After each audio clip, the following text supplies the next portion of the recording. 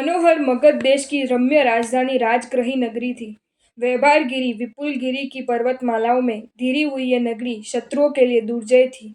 वहां न्यायप्रिय प्रजावत्सल प्रसन्नजीत राजा राज्य करते थे। लात, लपड़ाक, चाबुक, लकड़ी ये चारों दंड नीति को अपनाकर निष्कंटक राज्य संचालन कर रहे थे।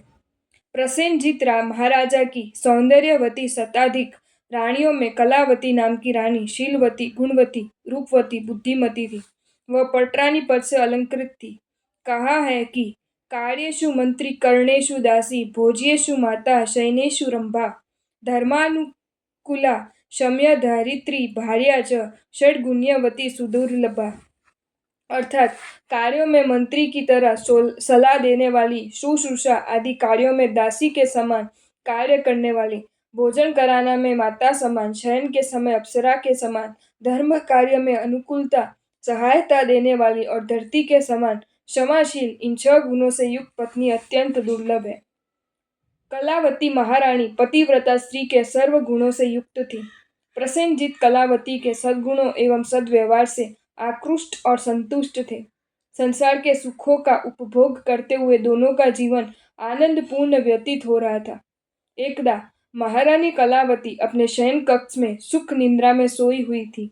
तब पिछली रात्रि में उसने केसरी सिंह का उत्तम स्वप्न देखा।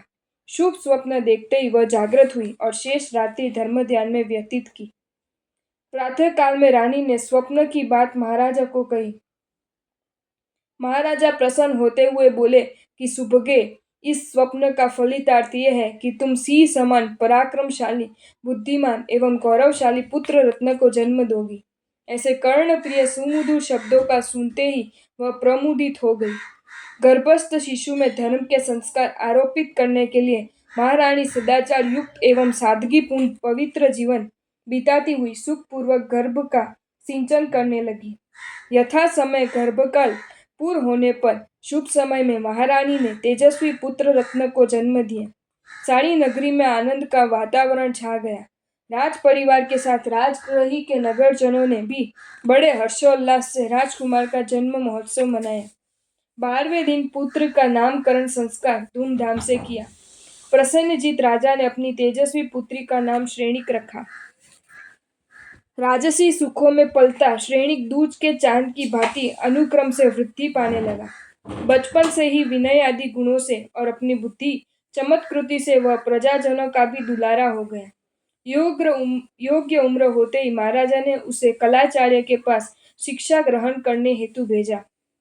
नीतिकारों ने कहा है कि प्रथम वय में नवी शिख्यो ज्ञान, बीजी वय में नवी मेल्यू निधान, त्रीजी वय में श्रेय नवी साधे है, चौथी वय में ते किस्यु करे है।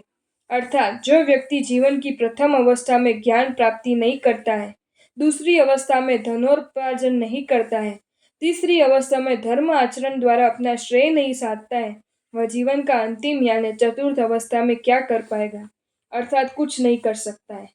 कलाचार्य के पास विद्याभ्यास करता हुआ श्रेणिक तीव्र बुद्धिमत्ता से अल्प समय में 14 विद्या और बहुते कला में पारंगत हो गया। आपको ये वीडियो अच्छा लगा हो तो इसे लाइक करें और शेयर करें, और ऐसे ही नए नए वीडियोज़ देखने के लिए सब्सक्राइब करें हमारी channel Jain facts and stories को।